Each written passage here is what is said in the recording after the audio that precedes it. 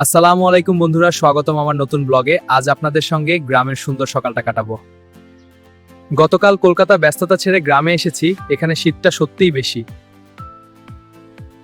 অনেকদিন পর গ্রামে আসা। সামনে যে পুকুরটা দেখছেন এটা আমার খুব পরিচিত। এই পুকুরটা দেখলেই ছোটবেলার অনেক স্মৃতি চোখের সামনে ভেসে ওঠে।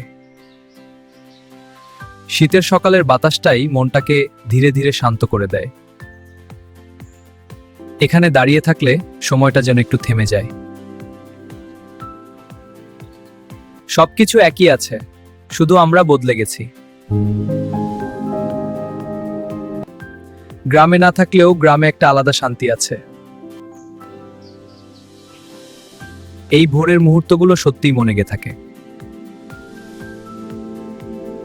আজকের ব্লগটা এখানেই শেষ। ধন্যবাদ বন্ধুরা।